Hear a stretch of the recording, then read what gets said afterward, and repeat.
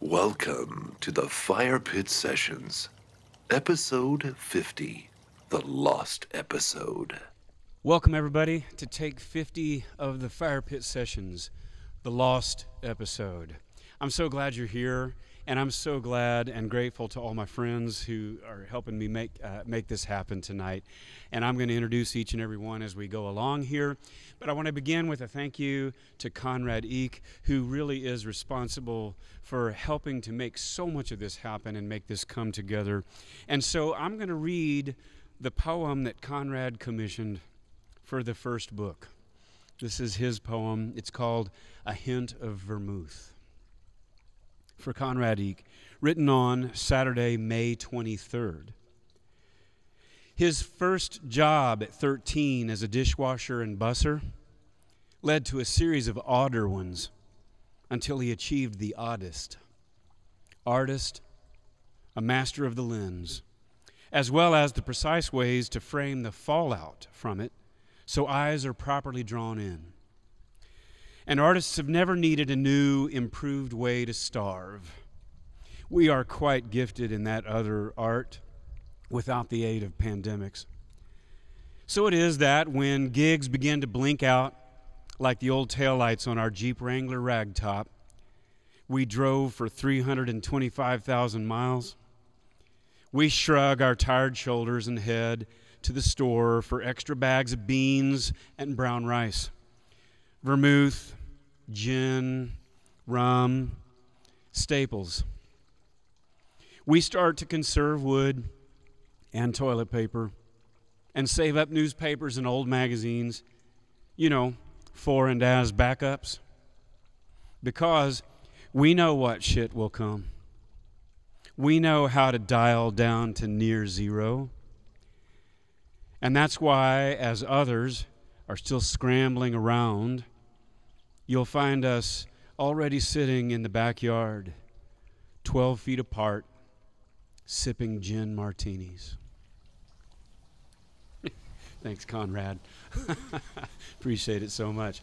And now for the second poem before the first tune, I'm going to turn it over to my daughter, Sierra Brown, who's going to read a poem for my mother-in-law, Sandra Harrington. So, Sierra, take her away. This is What the Hand Knows for Sandra Harrington. The open hand holds more. It feels more of what it touches and feels better to another's touch. How is the heart any different? The hand burns much less energy in releasing and letting go than when grabbing and holding on. How is the mind any different? The hand that waves hello, wipes tears and scratches backs, knows more than the fist will ever know. How is the soul any different?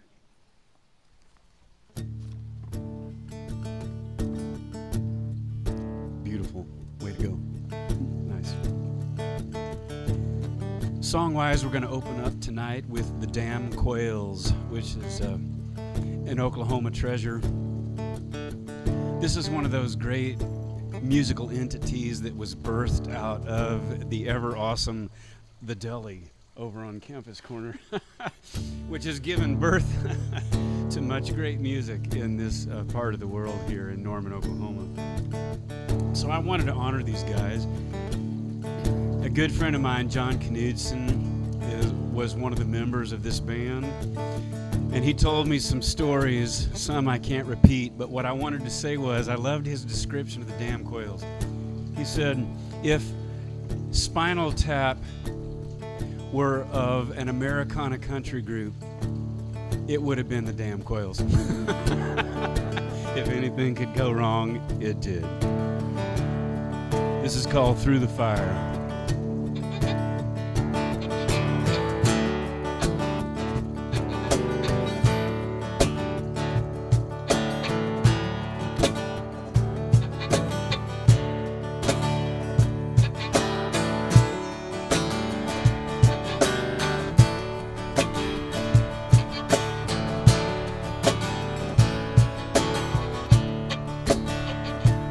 Would you feed me if I could pay you?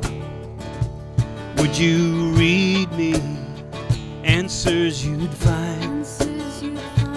Would you need me if I could save you? Would you lead me or leave me behind? Would you love me? Would you want me? Let me be all that you desire. If I were lonely, would you come to me? Would you follow me through the fire?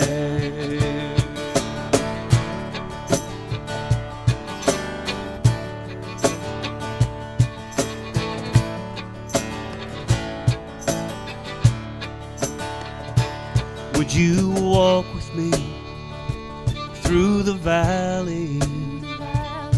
Would you stand with me on a mountain high? Would you shelter me should the rain come falling? Would you rescue me should the water rise? Would you love me? Would you want me? Let me be all that you desire. If I were lonely, would you come to me? Would you follow me through the fire? Take it, Bob.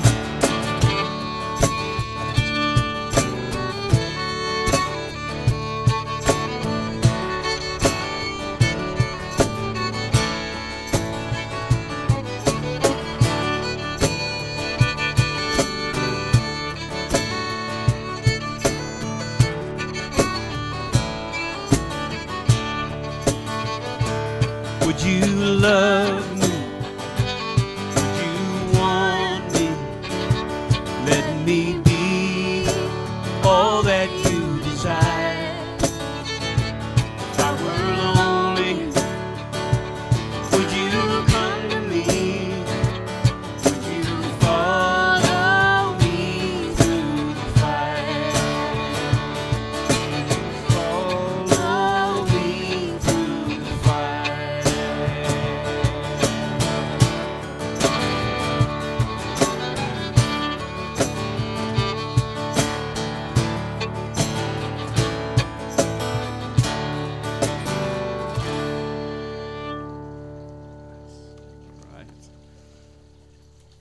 All right. So, Sierra's up on the next poem. And this happens to be, this is the poem that you commissioned, right? This is the topic and the theme that you gave me. Yes. So this is the poem that my daughter commissioned for the book. And I love this one. So, Sierra, let them have it. All right, this is again for the first time for Sierra Brown. It's me. I saw a dog out walking its two pets this morning, as if it had never been on a walk before. Nose down deep in some weed, wiggling, flaring, as if that thing was nature porn, and green the tint and hue of ecstasy. She turned her nostrils up to them as if to yelp, "Oh my God, have you smelled anything like this in your sad little human lives? Come on!" But they did not notice her, because they were too busy gawking up at the sky as if they had never seen a sky or the color blue ever, hands shading their eyes. I love it. Okay. And leading us into the next tune, I'm going to read a poem here. This is going to be in Book 2, and it's one of the ones that is that I'm repeating. It's a repeat offender poem because this one seemed to go over well with a lot of friends of mine. It's called A Declaration of Independence, written Sunday, June 28. I hereby declare underwear to be a restriction of my freedoms, along with the pants that cover them, So know that I'll be coming soon to some grocery store near you. Look for me in the meat section. I've also now determined that stoplights are a violation of my constitutional rights. So if you happen to spot my maroon Accord approaching an intersection, you've been warned. Be it known, plastic sacks, Hummers, perfect lawns, and McMansions, along with leaf blowers, outdoor televisions, unmanned aerial vehicles, and those salmon-colored shorts you wear, are an assault on the senses, an abuse of our one planet's limited resources, as well as a breach of my personal tastes. Therefore, anyone who owns, uses, or maintains any of the items above should be ashamed and prosecuted. I also state for the record here and now that any grown-ass white man who puts a white sheet over his sallow face to go out in public and hate those of other shades and hues denies me the privilege to see and to know my accuser, but more than that, it proves that he is just a chicken shit who's afraid his mama's gonna find out.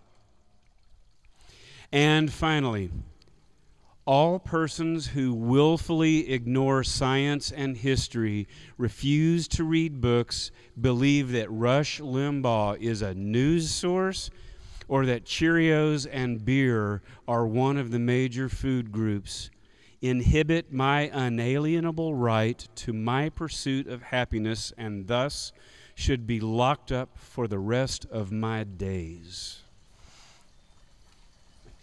All right. So as we enter into the second half, this song is one that has meant a lot to me for a very, very long time. And do we know what that is, by the way? I don't know if it's coming through the mics or not, but hey, it's live. What do you do? I don't know what it is. I think the mics are going to stick close to us, and I think we're going to be all right. So, I have long been a fan of Sting, and by the way, so I have 2 YouTube videos right now that peak my list, and Sierra, I want you to know that yours is second. Yours. Okay. I mean, I'll take it. No, listen, I'm sorry, honey. Well, if I had said you, then it would have been predictable. That would have been predictable.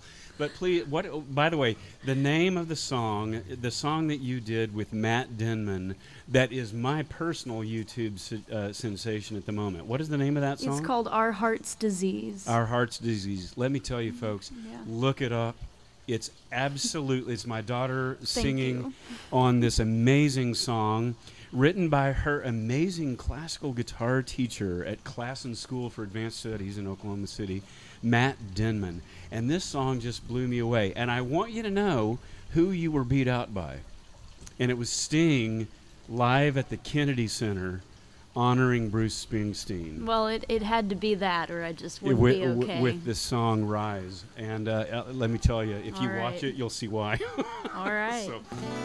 But Sting has meant a lot to me for a long time, and this song has topped my list for many years. And this is a perfect lead-in to where we move from here with the poems and the last song. This is Fragile.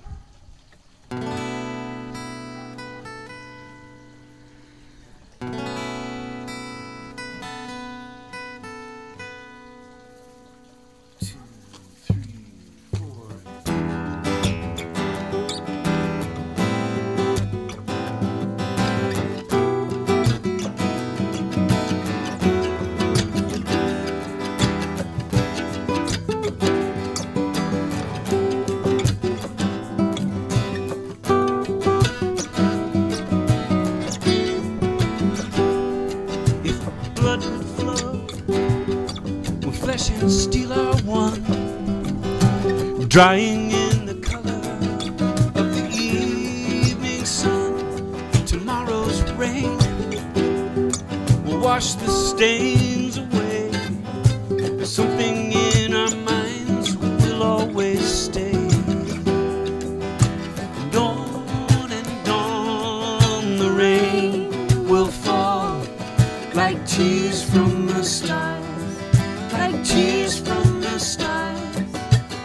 and on the rain will say how fragile we are, how fragile we are.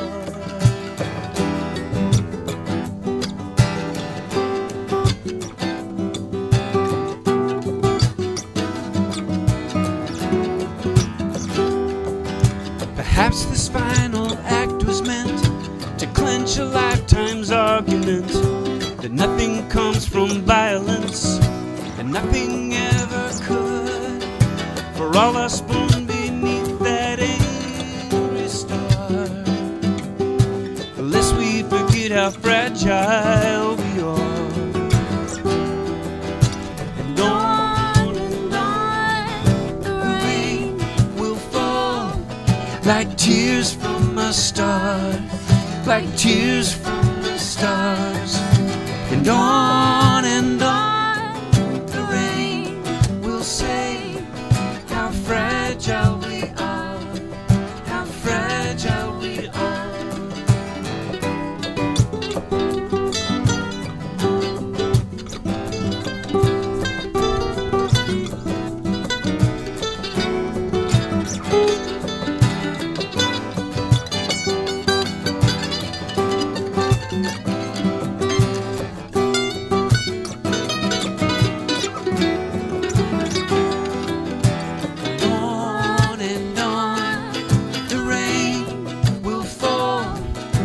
Tears from the stars, like tears from the stars. And on the rain will say how fragile we are, how fragile we are. And on the rain will say how fragile we are, how fragile we are. Fragile we are, how fragile we are.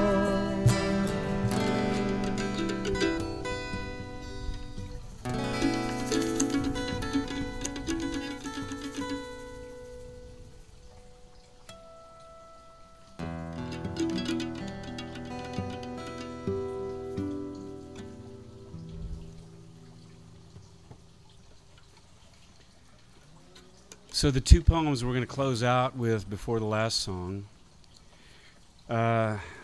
This is a poem I decided to bring back because of the importance of the story for me. I received a heart-wrenching prompt, a theme, from a poet in Odessa, Texas, that I love and know dearly, and who, during a pandemic, got a diagnosis of a reoccurrence of cancer. And her life got so complicated that it's actually pretty hard to imagine. And this is for Loretta Diane Walker. And Loretta, I'm honored to read this one for you again. Written on Thursday, April 2nd. This is pretty early in the game. And it's called Someday We Will. For those sheltered in love, remember that Odessa, whether the Ukraine or West Texas, can be one hell of a desolate 40 days and nights in the heart's desert, especially for a soul alone walking circles round a small kitchen table or tiny cul-de-sac, circling into a near non-existence. There's no alone like the alone of healing from the spiritual scars of cancer, while still reeling from the cancerous scars left on the spirit, burned in by the searing emptiness of that acid mind gone dead to the waves of its own rage. So remember, the next time your someone touches you, all of the possible ways we can touch and be touched, remember that for some in this airborne isolation, they need every type that we can find in the toolbox. This is going to be a lengthy and very treacherous road back to any last remnant of anything resembling home. So, let's make sure to reach down for every hand we see reaching up. Be sure we are all in the wagon when we get there. That's for Loretta Diane Walker. And the last poem tonight is one that Sierra is going to read us that is from the Fire Pit Sessions overall. This was the most requested poem to have read again in Take 50. It's the poem that I wrote for the Wall of Moms in Seattle. And Sierra is going to read this one for us. All right. This one's called Okay Boys for the Wall of Moms. After the many things you've already had to stand and stare down for your children, a bunch of unmarked federal troops in camouflage and rental vans probably don't scare you. Moms can see right through all those helmets and dark glasses and know exactly what's behind them. Just a line of confused sons with guns whose mothers are at home wondering what kind of trouble they're up to now. Some confused by seeing you there, some as to what their orders are, all by testosterone and adrenaline. Whatever it is they're not sure of, you appear to be considerably sure about what it is you're sure about, and we are grateful and in awe. So lock arms, ladies. We need you now as much as we always will. Yes. That's worthy of a fist bump. All right. Well done. Well done. Well, you taught me well. All right. And by the way, as we lead into the closing song here, I want to thank you again for being here. Cheers to everybody out there. Salud, na zdrovia, slancha. I love the Irish toast. It sounds like you're drunk, you know. Slancha. Chin chin. You know, my theory on the Irish toast is that it was probably some other word. They've just never been able to pronounce it. And so cheers to you for being here. Thank you. And I also want to thank everyone here tonight who helped make this happen. The man of international renown and an Oklahoma legend, Bob French, back here on fiddle, mandolin, and banjo. I've known Bob for a considerably long time, and I'm grateful. Thank you. Thank you for being here. And to the awesome Frank Lawrence on percussion tonight. Frank, I like you more every time I hang out with you. I really do, you know, because we started out on a low note. I don't know why. No, no, but really, I just like you more every time. No, we didn't actually. That's not true. But love Frank. Frank and I have played together several times now, and I hope that keeps going. It's a lot of fun. To my daughter Sierra Brown over here on classical guitar, vocals, and poetry reading. David, thank you very much. And by the way, I'm sorry, I'm going blank. Is it Steely? Did I get it correct? Is it correct? I'm so sorry about that. But David Steely is recording the audio for us tonight, and I thank you dearly. I appreciate it very much. Konrad Eek, man, you have done so much. Thank you for making this happen. Darra Maxwell Eek, bless you. Thank you. She is the one. She's been on camera 3, and the single most important thing of the night, she made this margarita. So the whole evening could not have happened without my without my crutch. And we're going to close tonight on a song that I've been closing with for a long time now, and I just can't imagine a better thought, a better tune, a better feeling for the times. And so this is the note I want to close on tonight.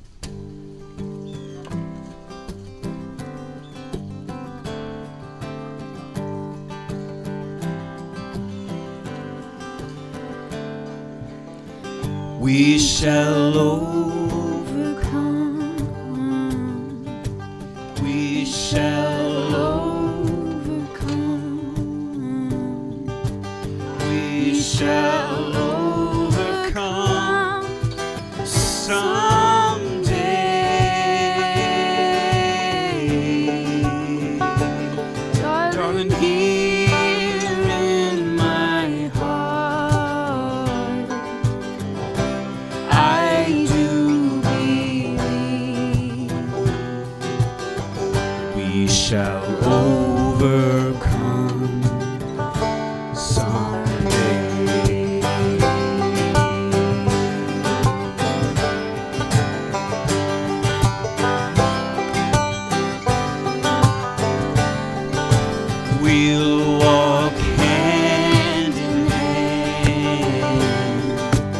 We'll walk hand in hand. We'll walk hand in hand someday. Oh, darling, here in my heart, I do believe that we'll walk hand in hand someday.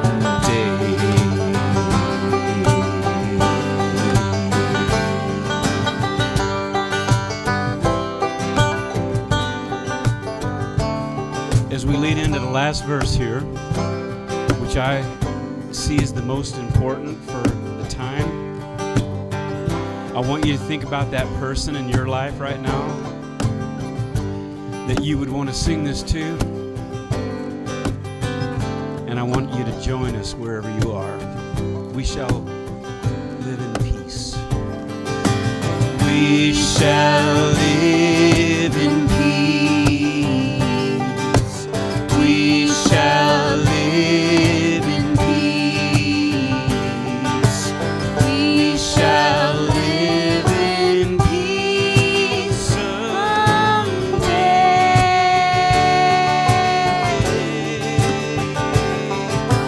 Here in my heart, I do believe we shall live in peace someday.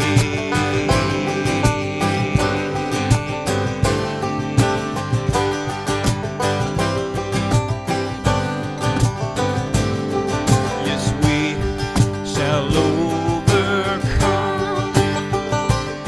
someday.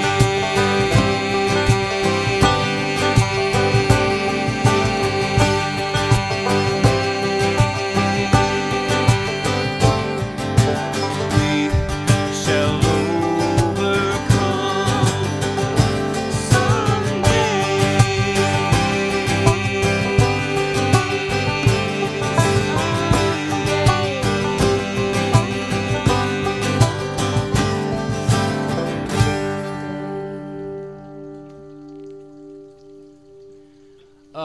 Thanks, everybody. Thank you so much. Peace be with you. Mama, namaste, everyone. And we'll see you next time. And tune in.